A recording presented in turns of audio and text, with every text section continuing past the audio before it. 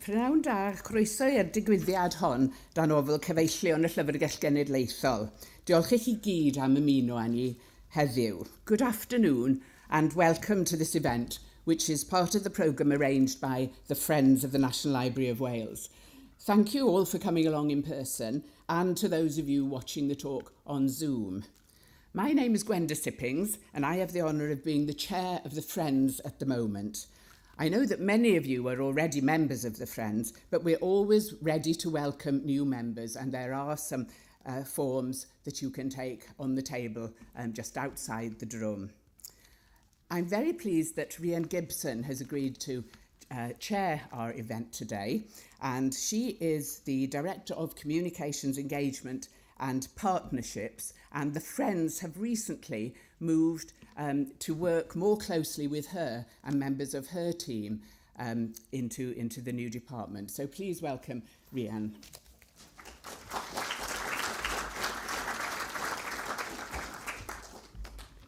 Diolch Gwenda.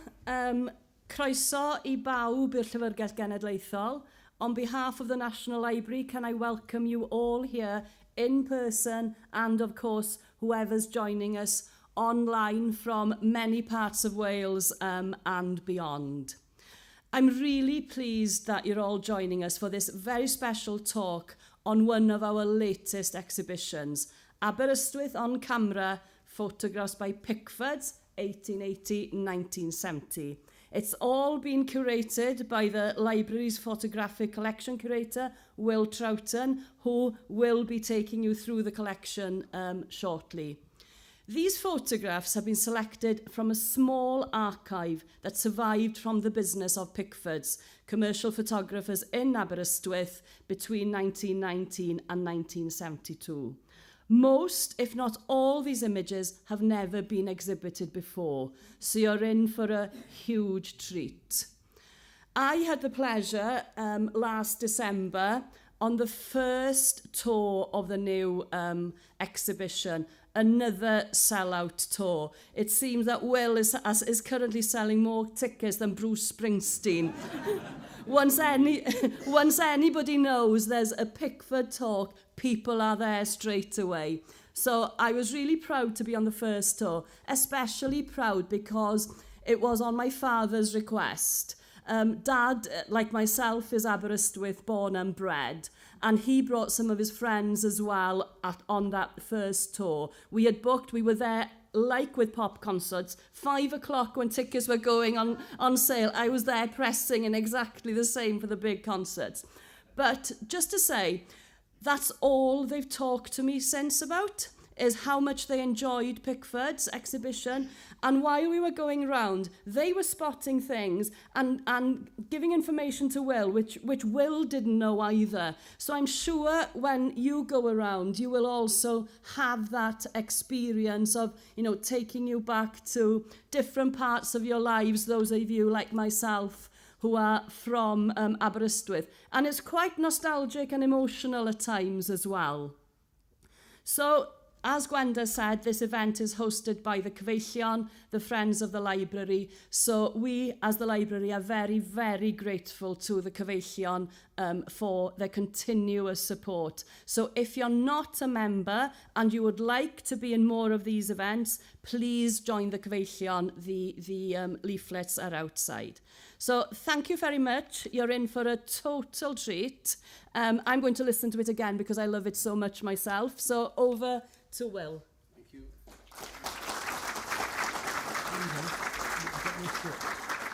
You're holding it.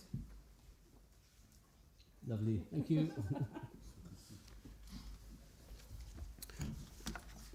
Well, prynawn da, croeso. Good afternoon. I'm pleased to see so many people here. It's nice to see that so many people share my interest in Pickfords. As I'm sure you've all surmised, this talk is in conjunction with the exhibition upstairs.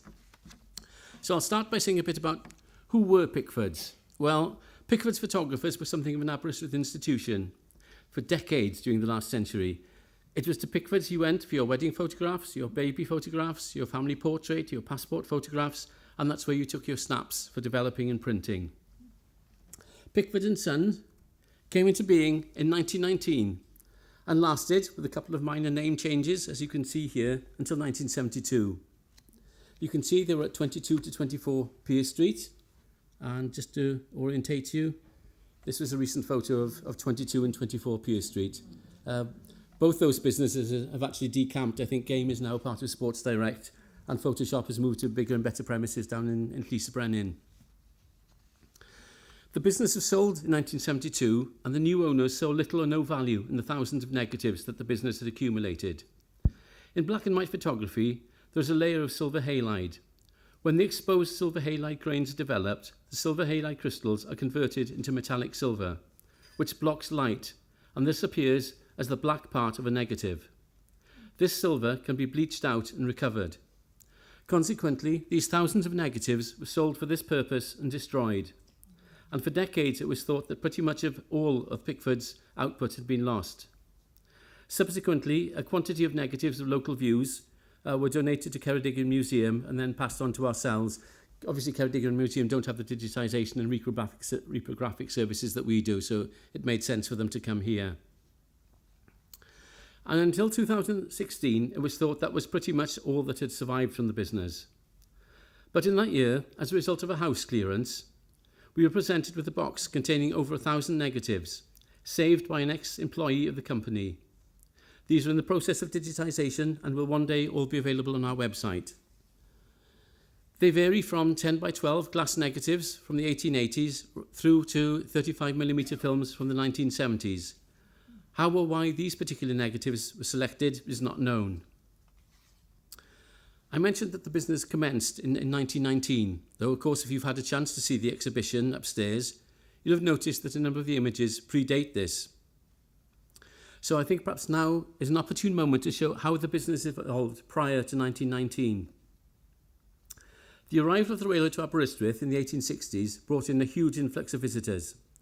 It was also the period when photography ceased to be the preserve of the wealthy, and this was mainly due to the invention of the cheaper collodion process, which marked a major step in the democratisation of photography. High street photographers were springing up at every centre of population. And so, following the crowds and the railway, a German photographer by the name of Karl Holt, who operated a studio in Wolverhampton, set up what initially was to be a summer studio behind number 26 Pier Street. These are some examples of his work here. These cartes de visites were Holt's stock in trade. They're small photographs, usually about 2 1/4 by about 3.5 inches, and mounted on stiff card. On the reverse of them, we can see the details of the photographer, and very often there would be further endorsements or details of prizes won. Cartes de visite were widely collected and swapped. Any excuse could be found for a visit to the photographer's studio, whether it was some form of rite of passage, perhaps a new wardrobe, or merely being on holiday.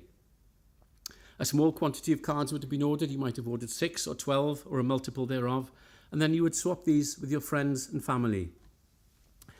They were kept in specially designed albums, and you could augment your friends and family by purchasing cartes de visite of royalty, celebrities, politicians, preachers, poets, authors, music hall stars, or really whoever took your fancy.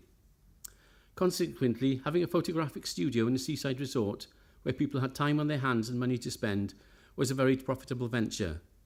Cartes de visite can really be thought of as the social media of their time, and they were also, of course, it could be used for social advancement by sending your carte de visite to someone perhaps you wanted to impress, or perhaps to someone higher up in your business, just so they would know who you were. These are 3 of Karl Holt's cartes de visite here. You can see the first one. He draws attention to the fact he's got a premises in Wolverhampton.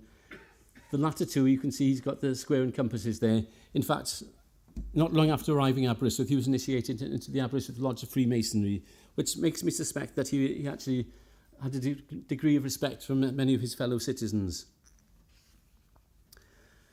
Of course, a visit to the Victorian photographer was something of an occasion. You put on your best clothes, you tidied your hair, and you attempted to look as prosperous as possible, though we have quite a few examples of gentlemen who forgot to comb their hair before having their photographs taken.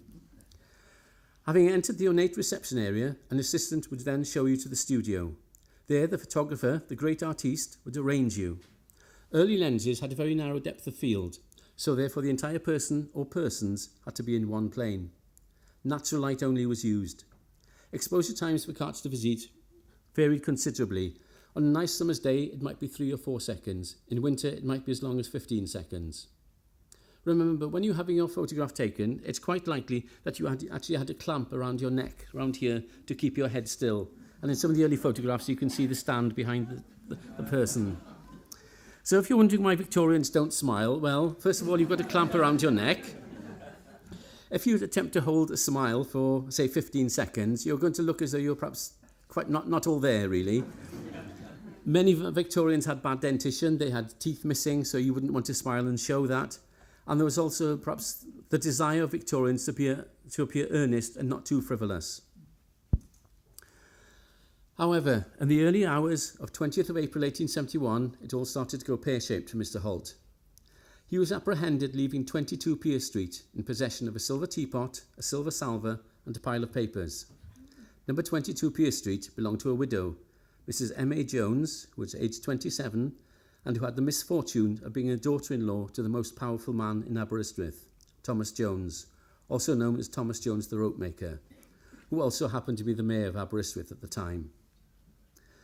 In fact, if you approach the children's play area in the castle grounds, just on the right-hand side, you'll see a granite tomb. That is, in fact, Mr. Thomas Jones's granite tomb. All the others are slate. His is granite, just to underline his status.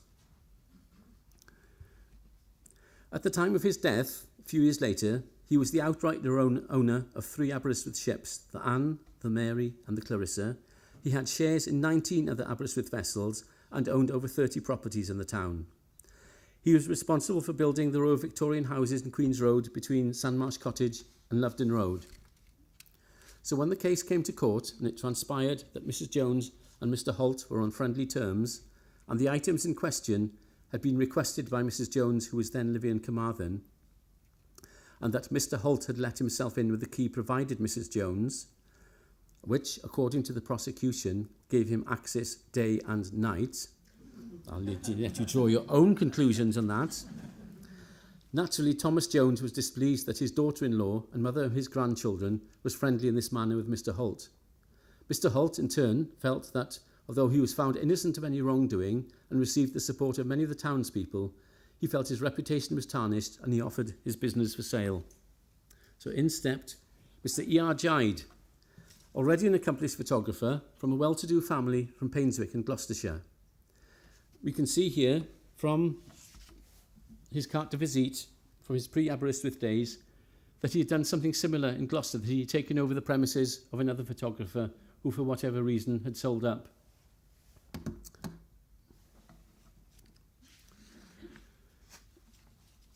Mr. Gide was 27 years old and he was already, as he said, an accomplished photographer.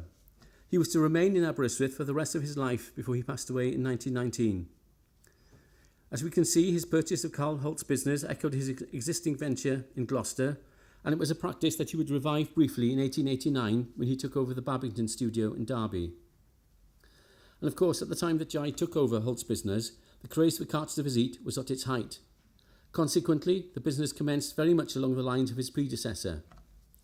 We don't know whether it was his aim merely to develop the business and perhaps sell it on, but whatever happened, he ended up marrying Elizabeth, his landlord's daughter, and shortly after purchased number 24 Pier Street, next door to his photographic studio. He continued to furnish the craze for cartes de visite and started adding other income streams, such as stationery and fancy goods. He wasn't the kind of man really to stand still. Over the next few decades, Mr. Gide not infrequently made the pages of the Cambrian News and the Aberystwyth Observer. In the Cambrian News of 27th July 1881, in the Aberystwyth Union half-yearly abstract of accounts, there appears amongst the list of paupers the name of Margaret Morris, Tanarallt, aged 105. Mr. Gide, photographer, Pier Street, has on sale photographs of this ancient pauper, who, in her younger days, was a hard-working woman. And here we have Margaret Morris from Tanarallt, Taliesin. In July 1885, the college, or as we know it, the old college, went on fire, and we read in the paper, "Fire! Mr. E.R. Gide, Pier Street, has good photographs of the college, showing its condition after the fire." And here's one of the prints. The Aberystwyth Observer, 23rd of October, 1886. To Fechan Bridge. Mr. Gide, Pier Street, has succeeded in taking some admirable photographs of the wreckage of this bridge and the surrounding flood. Copies can be had at his establishment and are attracting considerable attention. And here is one of them. This is one of the images that was brought to us in 2016. It's a 10 by 12 inch glass negative, so there's an amazing amount of detail. You can focus right in, you can see the people there in the beginning. You can also see on this small ferry boat there, which I think is probably how Mr. Gide got across the river in order to take this and other photographs. It's from probably the 6th of October 1886, and the day prior to that, the 5th of October, it started to rain, and it rained, and it rained, a bit like today really. And eventually, at some time in the night, an embankment up at Cymru gave way, and a surge of water came down the river, and it washed away every bridge between Capelbangor and Aberystwyth, including, of course, Fechan Bridge. In September 1887, Mr. Gide was offering a new innovation, hand-coloured views of the terrace, the castle, Devil's Bridge, and other local places of interest. In July 1888, he started to photograph pleasure parties at Devil's Bridge by taking an instantaneous negative of each conveyance with its load of pleasure seekers with the surrounding scenery as a background. Copies could then be obtained at the studio, Pier Street. I don't know what other sort of negative there is other than instantaneous, but perhaps I'm just living in ignorance here. Later the same year, the Aberystwyth Observer noted, "Chief among those who cater in Christmas fancy novelties are Mr. Gide, Pier Street, where the loveliest of lovely cards, novelties and photo views, etc. may be purchased."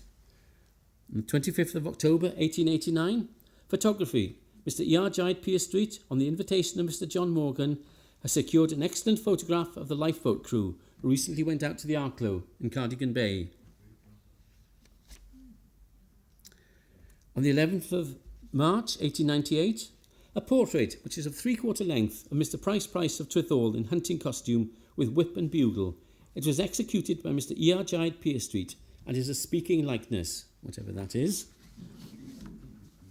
These are not from the images that, apart from the one of Trevechan, these are not from the images that came in 2016.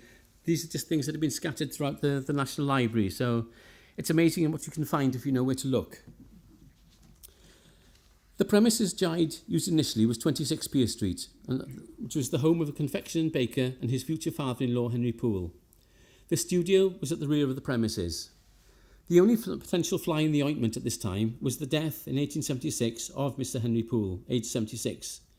On his death, the confectionery business was taken on by his daughter and son-in-law, who moved up from Swansea, with their teenage son, Henry Hicks Davis, who himself was a photographer. By 1891, the confectionery business had given way to H. Davis Photographic Studio, and Gide had not only a relative by marriage, but he also had a rival. But then, actually, he wasn't going to worry too much. There was already another photographer, John Edwards, operating in Pier Street anyway. So, all right, we know that Pier Street was one of the main streets in the town at the time, but why were all the photographers there? Well, as I alluded to earlier, lighting for photography at this time was all by natural light. There was no artificial light. Consequently, a south-facing prospect was the most suitable. Although shops on the south side of Pier Street, as we see here, actually face north, the studios were at the back of the premises, facing south, thus maximising the amount of daylight that's available. And you can see, this is Mr. Gide's shop here with the white balustrade, and then his great rival, Mr. H. Davis, was next door, and their studios would have been at the back of the premises. That was until recently the Mandarin restaurant, if you're wondering what the premises were. We have also here one of Mr. Gide's carte de visites, probably from the late 1870s or 1880s. And you can see that it shows an arm, embowed in armour. It's holding a burning torch with the motto Ex Luce Lucellum. I apologise for my Latin pronunciation, which translates out as out of light, little profit. Quite a good motto for a photographer. It's not his family motto. It may be pure coincidence, but in 1871, Robert Lowe, who was then Chancellor of the Exchequer, proposed to tax matches. To show that tax had been paid on a box of matches, it was proposed that Ex Luce Lucellum would be stamped or printed on the box. The idea, of course, caused a furore because matches were so commonly used. It led to an instant retreat and his eventual resignation. But going back to the newspapers, my favourite mention of Gide comes from the Cambrian News in 1891. He produced a book with 16 photographic views of Aberystwyth and district, which sold for 1 shilling. Now, despite Mr. Gide spending quite a lot of money advertising regularly in the Cambrian News, the paper rather acerbically noted, The book is well got up and is altogether a marvel of cheapness. It should command a large sale. But apart from studio photography of carts of visits and local views, Gide also employed other photographers to approach groups of holidaymakers and see if they'd like their photos taken there and then. These might be people on the beach, they might be people sitting in the castle grounds or on the pier. The prints would then be displayed in the shop window, and the photographer got a 30% commission on every photo sold. By 1895, the photographic stationer's business, marvels of cheapness or not, had grown to the extent that Gide purchased the next door premises, 22 Pier Street, and continued his business in the new and enlarged premises. It was into this environment that 20-year-old Hubert George Pickford, like Gide from Gloucestershire, arrived. This is him in the straw boater hat here.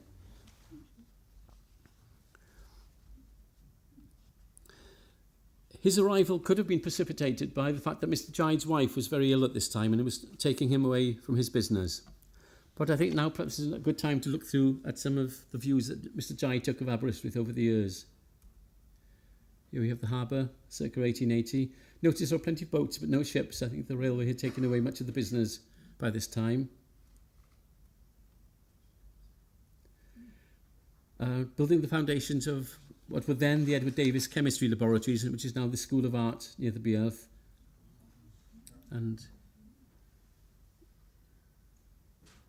if you'd like to make a list of all the breaches of health and safety, I think it would take you quite some time.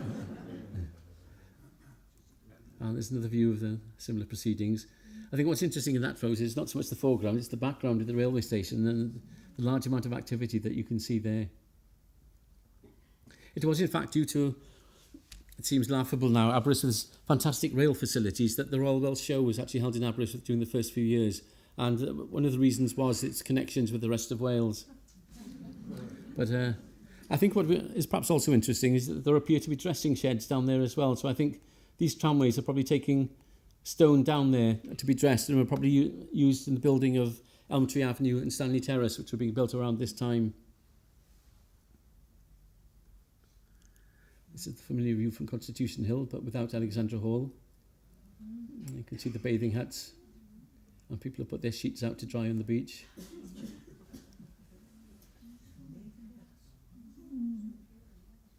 This is the old college. I initially thought that this was the old college prior to the fire in 1885, but apparently this is how it was rebuilt afterwards. And apparently these towers were just of a plaster and wood. They were really just for ornamental purposes rather than serving any particular function. Yeah, these, I presume, are guests outside the Waterloo Hydro Hotel. The Waterloo Hydro Hotel burnt down in 1919 and was eventually replaced by the King's Hall at the junction of Terrace Road and the Promenade, and is now the site of Llys y Brenin and Barafan. The Waterloo Hydro Hotel was apparently a temperance hotel, but there are references to the idea that if you wanted a beverage to go with your dinner, if you had a quiet word and an appropriate amount of money passed hands with one of the waiters, a bottle of something suitable would appear with your meal. So I think that it was perhaps temperance in name only, really. This building is still to be seen in Aberystwyth. You don't really see it from that angle, unfortunately, but it's now HSBC. Other than perhaps the windows having been changed there and the logo having been covered over, it is rather pretty much the same.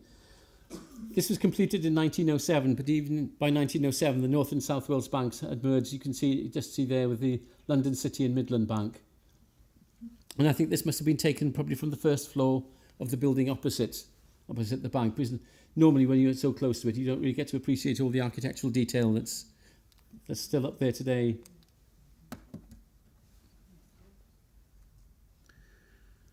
This is quite a nice opulent hotel. I think it might have been the Diva, I'm not sure. You can see there's iron balustrades outside. Oops.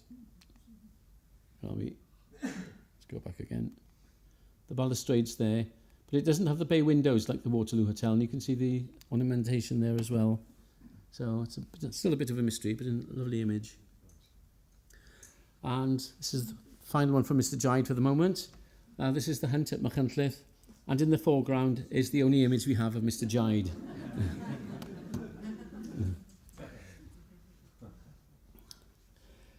As I mentioned, in 1900, Mr. H.G. Pickford arrived in Aberystwyth to work in Gide's studio. He was technically an operator, which meant he was the person who took the photographs.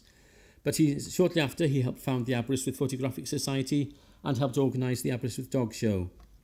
In 1906, he married Lizzie Jane Cam, who was also from Gloucester, and shortly afterwards, he left the employ of Mr. Gide and established his own premises, Pickford Studios, which was again in Pier Street, this time at number 28, which had been recently vacated by Culliford and Knipe, another firm of photographers who had encountered financial problems, possibly as a result, in part, of this gentleman. I found him in the Cardigan Constabulary Register of Criminals. He's Mr. Albert Ashley Hanlon. He spent 6 months doing hard labour for having firstly embezzled from Knipe and Culliford, and secondly for having stolen a camera lens and a book of photographs. So I don't know what's happened to him subsequently. I've tried to look him up to see if he crops up anywhere, to see what became of him later, but he disappears from the record. So, but again, it's quite interesting what turns up in the National Library when you start rummaging.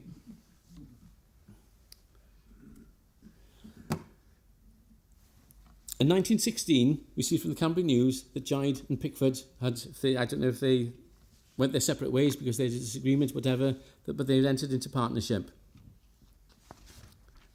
And you can see underneath, this is, I think it was probably from perhaps a school play here, and this is the reverse of the postcard with the Gide and Pickford rubber stamp on the back.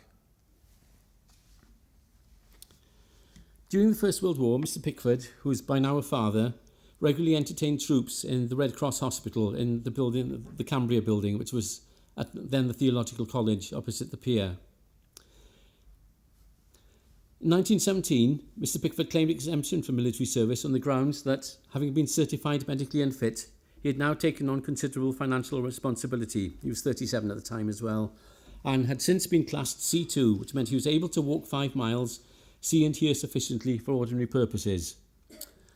But by later the same year, he again appeared before the tribunal, but was classified C3, only suitable for sedentary work. In May 1919, Gide passed away from heart failure, aged 75. His obituary stated, "Deceased, came from Gloucester 50 years ago and built a successful photographic business in Pier Street. He recently took Mr. Pickford into partnership. He was at the studio on Saturday, but died the next day from heart trouble. He was a member of St. Michael's Church, a straightforward man of business and a faithful friend." Without a picture of him and not really knowing a great deal about him, it's difficult to form a picture of him, but he seems quite kind of a bombastic person. He comes over as being something perhaps of a bit of a Brian Blessed type character, really. Following Mr. Gide's death, Mr. Pickford duly bought out Mrs. Gide and the company of Pickford and Son came into being.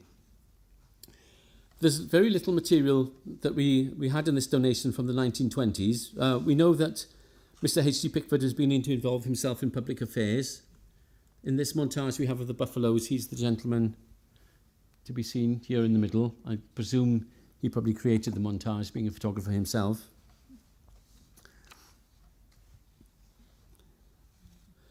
But by 1930, his son, Glyn Pickford, had left school and was becoming more involved in the business. By now, the business had transitioned. They were no longer using glass negatives, they were using film negatives, and eventually they bought a press camera which took 12 by 9 centimetre flat film negatives, and this took the place of the large wooden and brass camera which they'd used previously, which had to be mounted on a tripod. And we can see, this is a view probably from 1931 showing the exterior of the business. It says Dick Jenkins there. That's what was written on the envelope which contained the original negative. So I can only assume that this gentleman is Dick Jenkins. The car itself belonged to Mr. Pickford. But I think what is interesting is you can see really the different strands of the business. In the window we've got the wedding photographs there, which you might have to want mounted and framed. You can see developing and printing there.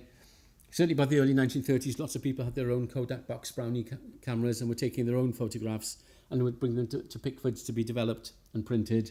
And then there's the sort of, the part we're perhaps more interested in, which is the commercial things that he did. You can see there's a local view probably for sale there. There's various things he's selling his postcards there. And these were sort of, many of them were perhaps odd jobs that he was doing. Photographing hotels, shop windows, vehicles, buses, sometimes local events and local views. Probably a lot of these were taken for advertising purposes, because at this time there weren't that many photographs in newspapers, particularly local newspapers. Some of his pictures, as we'll see, found their way into the national papers, some were sold as postcards, and others were in publications aimed at the tourist market. There's quite a lot of material from the 1930s. If you've been up to the exhibition, you'll see that. I was fortunate enough, I did a book many years ago called Aberystwyth Voices, and one of the people I interviewed was Glyn Pickford. And if you go up to the exhibition, buy some of the photos and the captions. There are QR codes. Some of these lead to clips from the interview I did with Mr. Pickford. Other ones relate to other material relevant to the pictures. But I'll read out what he told me about joining the business. I was always interested in photography. I was never going to be an academic. I left school at 15 and went into the business. I'd been mucking about in the business since I was about 10 years old, doing menial jobs. Photography was very labour-intensive in those days. I was going out photographing on a motorbike at 14. I was allowed to have a licence at 14 in those days, and I got me a motorbike and used to go and photograph camps in Clarach, scout camps and things, with all the paraphernalia strapped onto my back.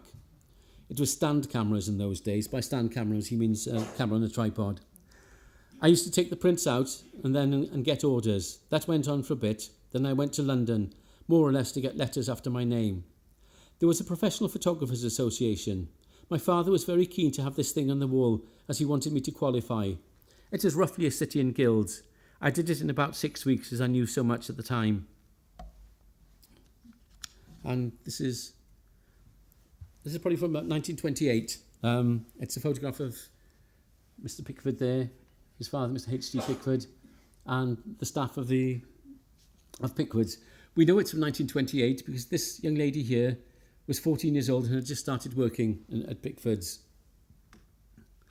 So it gives us some idea. You can see even at that point they were employing quite a lot of people. It wasn't just a sort of one man and his dog kind of business. It was quite a big employee.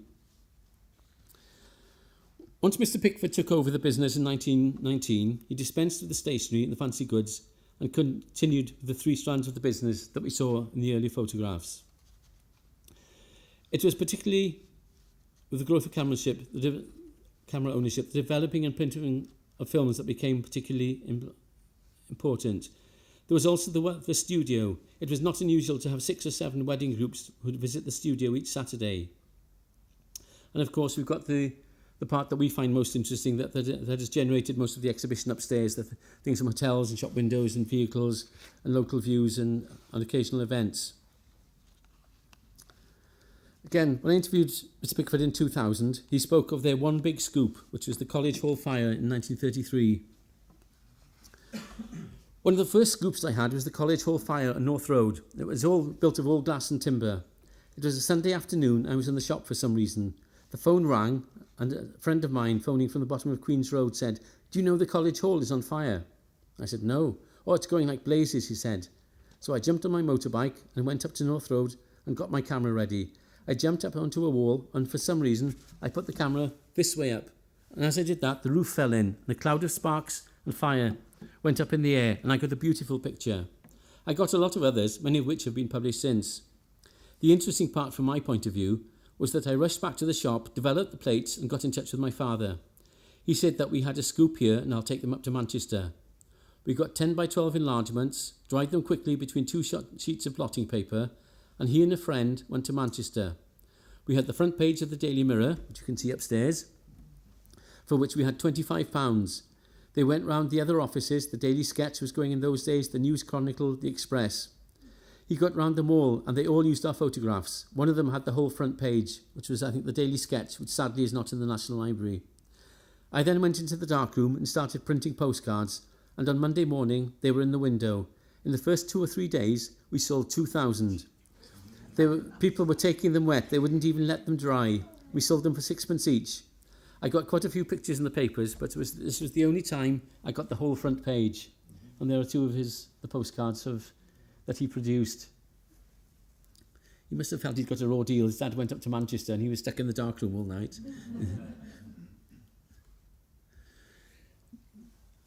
To a lesser extent, he was able to do the same thing in January 1938 when the promenade in front of Victoria Terrace was washed away, as we see here. Again, the event was front page news and large quantities of photographic postcards were produced in their dark room. 1930s Aberystwyth wasn't all doom and gloom though and disasters. In 1934, the imaginatively named Municipal Hall was opened. Fortunately, the year after, the name was changed to the King's Hall. It was changed to reflect the 1935 Silver Jubilee of King George V. So I think the King's Hall suits it far better than Municipal Hall. The original contract for construction was for £19,792 and 14 shillings. Whereas the King's Hall was one of the big changes of 1930s Aberystwyth, the biggest changes were in housing. This is Mae'r, process of being built in September 1939. Building in Penparcau, in what was then called the Garden Village, commenced with cyfan in 1927. By 1939, we can see building is taking place here in Mae'r. This is in part due to an expanding population, a need to do away with substandard housing, and a desire to create employment. And this is another view of Mae'r in the course of construction. And you can just see the gasworks there on the left-hand side. In 1934, a report to Aberystwyth Borough Council recommended issuing clearance orders for 26 areas, which comprised 180 houses, which housed 341 inhabitants. These clearance orders were for housing that was described as substandard. Some had little or no sanitation, poorly ventilated, damp, some were back-to-back houses, or some were just plain too small. These included such places as Eagle Court, which was off Great Darket Street, Fountain Court, which was behind the fountain in fechan, and this third one in the bottom right there, which on the back of the print is marked as Bryn Place. I've not heard of a Bryn Place, and to me it looks like Windmill Court, so I don't know whether someone has got things a bit mixed up, or if perhaps I'm living in ignorance, I don't know. But we also have Mill Court here, which is in Mill Street. It's approximately the site of where the bus stop is now in Mill Street. And then Rose Cottages. Rose Cottages were in the back of a house in Queen Street. The house belonged to an old school friend of mine, and they had an alleyway between their house and next door, in which you would take out your dustbin and so forth. And there was still an enamel sign there that said Rose Cottages. So, but again, they were pulled down in the 1930s. As were these cottages at Bryn Moor. They were opposite the entrance to Bryn Moor Mansion, or just before the council nursery as you approach the golf course. They looked as quite salvageable. One would have thought they could have been done up to a suitable standard, but for whatever reason, they too were demolished. T Melin was another place subject to a clearance order. This was at the bottom of Penglais Hill, hence Cai Melin. During much of the 19th century, it served as a public house, and when you think that the barracks were just over the road at the bottom of Penglais, it was probably quite a busy place. We also have Celebiate Court, which again was subject to a clearance order. This is Craiglais House. It wasn't subject to a clearance order, but it's no longer with us. It stood, as you can see, at the very bottom of Cliff Terrace. You can see the Cliff Railway there. This is, I think it's after the storm of 1938. You can see the porch has been badly damaged. You can see that the ground on which it stood has been severely eroded. And if you've ever wondered why at the north part of the promenade you've got a relatively narrow stretch of about 20 yards or so, well, it was built to protect Craiglais House. And you can see it was just built on quarry waste. It's not built on solid rock at all. And then when this area was landscaped in about the middle 1970s, Craiglais House was demolished. Again, moving away from clearance orders, this is the Northgate garage that stood up till about 1972 or so in Northgate Street. It was demolished to make way for that brown brick building that served for many years as the DSS offices, and I think is now, it's labelled as student accommodation. But a gentleman living over the road said, oh, it's always empty, so I don't know how successful it is. Didn't see inside? That's the inside of the Northgate garage. It was originally built as Eagle Foundry. They made agricultural machinery and materials for the lead mining industry. But I think from a photographic point of view, I think that works wonderfully well. There's a symmetry with the backs of the two cars, and it kind of leads the eye into the picture. It's one of my favourite pictures, I think, in the whole of the Pickford collection.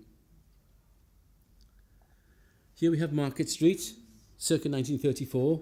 You can see on the ground floor we've got Peacocks, and then up above it we've got the Palladium Cinema. When you think that, if you're not sure where we are, that's the picture of it as it is today. On 20th of February 1935, they were showing a film called Death on the Diamond, which was about baseball. It's supposed to be a mystery comedy.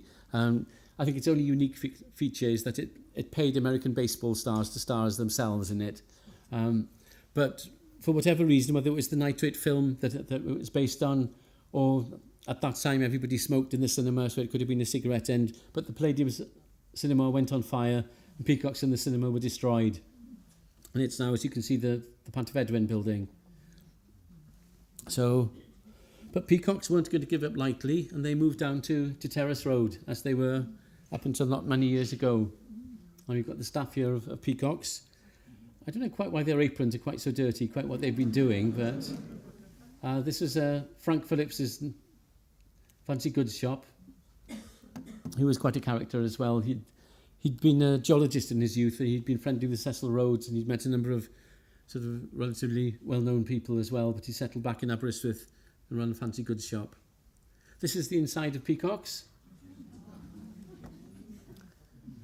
I suspect the motorbike in the foreground was probably Mr. Pickfords. I don't think they sold motorbikes, but there's a nice array of goods that you could buy in Peacocks.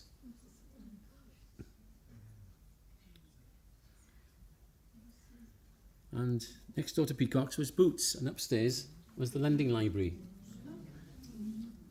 You can tell it's not the National Library because we wouldn't allow men to smoke in the library.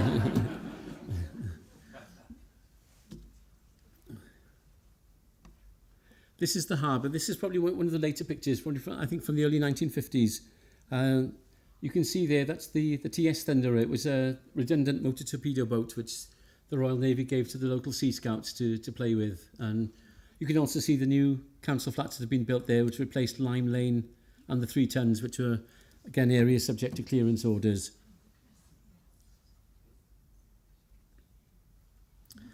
There are also a series of aerial views of Aberystwyth, which sort of confused me for a little while. We thought, well, Mr. Pickford didn't fly, didn't have an aeroplane, there's no aerodrome or anything anywhere near here.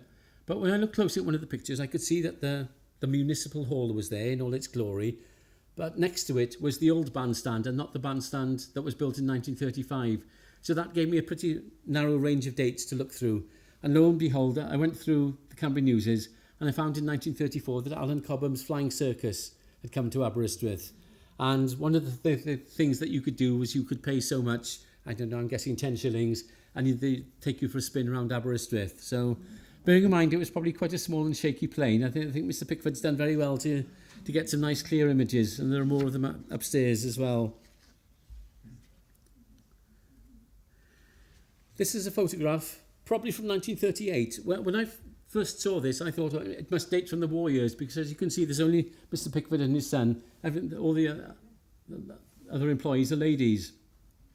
But another copy of this picture came to light in which someone had written on the back of it 1938. So I'll go with 1938 on the basis of no other evidence. But it shows, I think, how big the firm had become. As I mentioned earlier, developing and printing became quite a large part of the business, and it was particularly labour intensive. First of all, the film had to be developed, it then had to be fixed, washed and dried.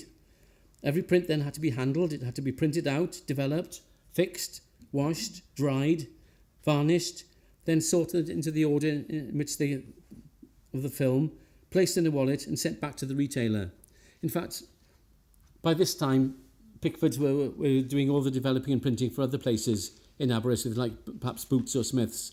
And even by the 1960s, they were actually taking in work from places in London as well, and then sending it back on the train. During World War II, Glyn Pickford joined the RAF, and he spent time, first of all, training in Canada, and then they put his photographic skills to use in making lantern slides from reconnaissance photographs. And these were used for briefing the air crews as to the targets they would be going out and trying to bomb. So he was always very proud of the fact that he knew which targets were to be bombed well ahead of the air crews.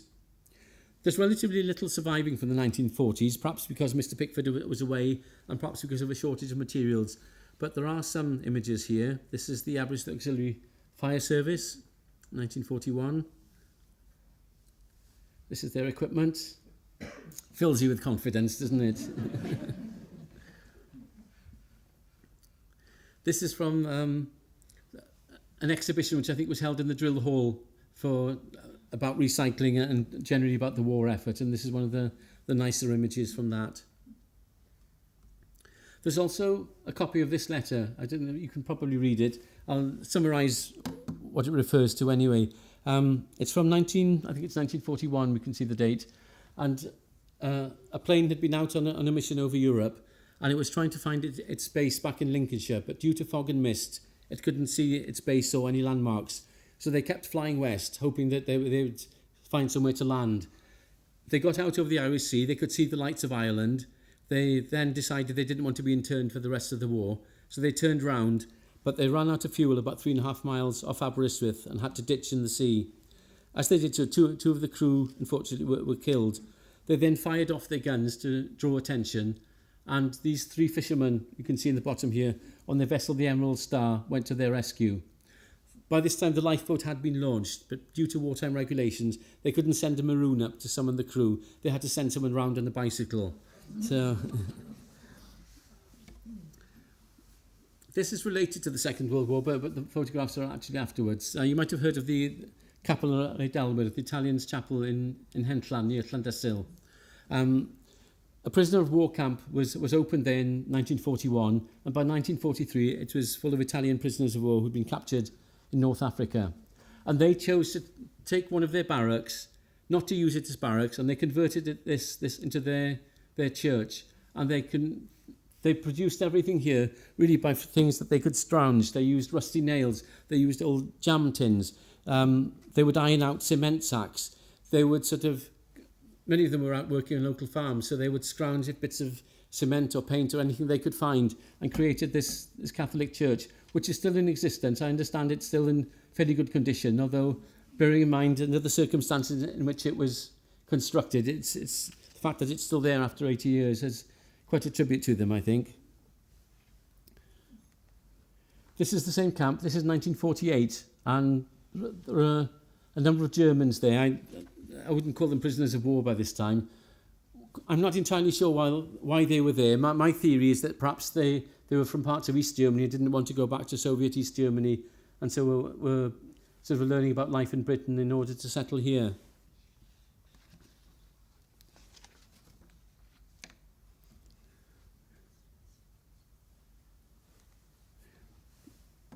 In 1947, Mr. H.G. Pickford passed away. He was actually the Mayor of Aberystwyth at the time.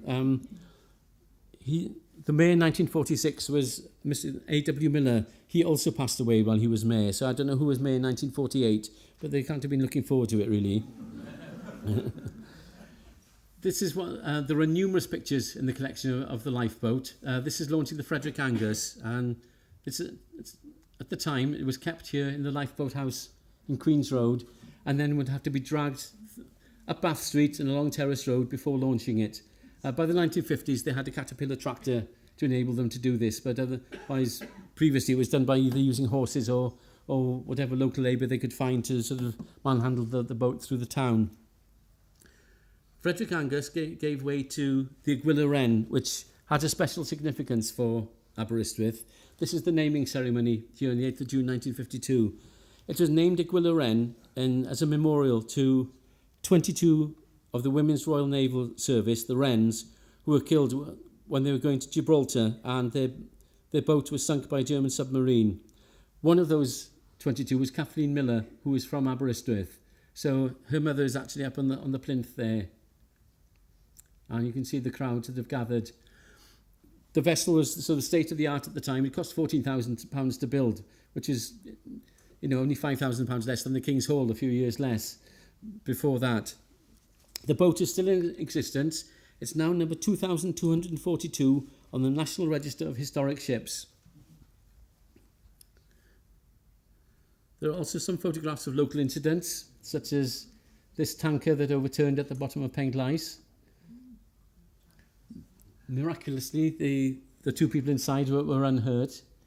So, what I quite like about it is the fact that everyone's just standing around and watching. There's no sort of sense of urgency or, no one's quite got so far as to light a cigarette while this is all going on, but you can almost imagine it. This again is from a sequence. This is from a sequence of a lorry that went up Great Darket Street. Yes, you could drive up Great Darket Street.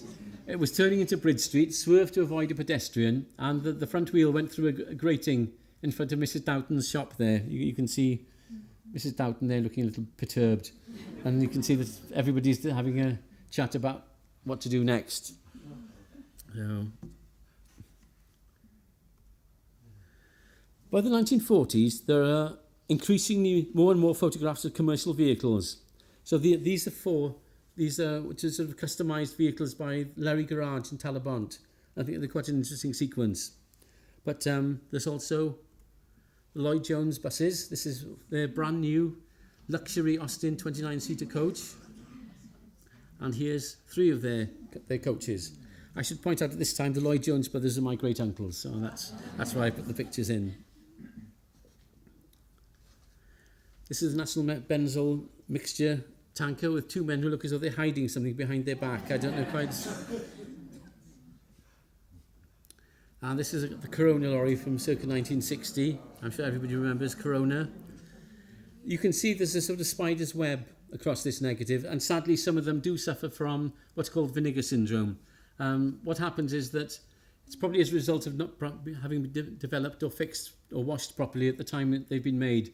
And acetic acid starts to eat into the cellulose nitrate. The image itself is an emulsion which is stuck onto the cellulose nitrate. So it's not the end of the world when this happens. You can soak these images off in a substance called butanol. So the emulsion containing the image will float off the base, and it can then be put on a new inert base. So you can obtain perfectly good prints from them. So although it looks sort of in a dire state, it's not the end of the world. Mr. T.I. Jones's son and son Van, I'm afraid, is suffering a little as well.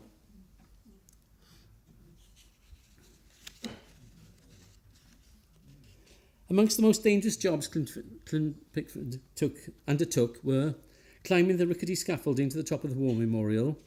He went to the top of the gasometers in Llanbadarn and being hauled over the end of the stone pier at the harbour entrance in a cement bucket. Having survived that, having been mayor twice and photographed 3 generations of the royal family, he met both the Queen and Prince Charles, and he retired in 1972. We'll have a look at just a few more pictures that he took. That's now Shop at Bethel, if you don't recognise it. It's the Marine Hotel. No comment. This is Pier Street. I've said circa 1935. This is taken from outside Pickford's shop. You can see there are plenty of flags there. I'm not quite sure of the reason. It could be because it's from the 1937 royal visit, or it could be because in the 1930s, Aberystwyth would advertise a shopping week each week in the summer and try and advertise in the Midlands and try and entice people to come to Aberystwyth for the week. So it could be part of the shopping week celebrations. I don't know, but it's rather a nice image of a very quiet Pier Street. And finally, His Royal Highness Prince Charles, bless him, here at the National Library with the librarian David Jenkins. So many of what you have seen and the donation that we have recently received is perhaps all that remains of a business that can trace its origins back to 1867 and the rather unfortunate Carl Holt. So, diolch yn fawr. Thank you very much.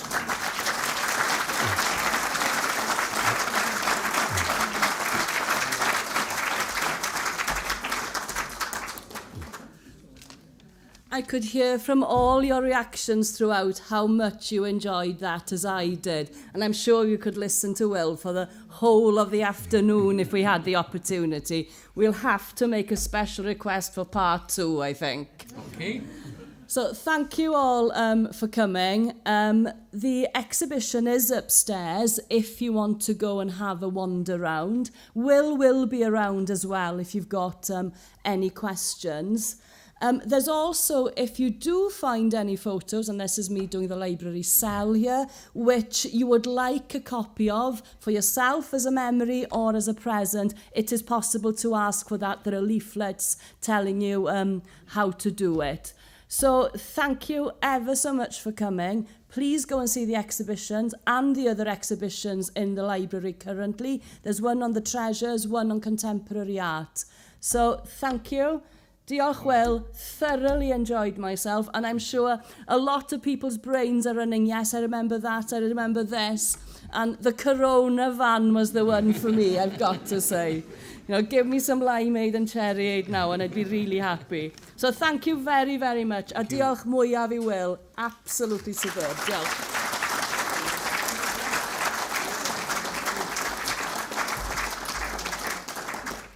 And of course, photographs make very good Valentine's Day presents.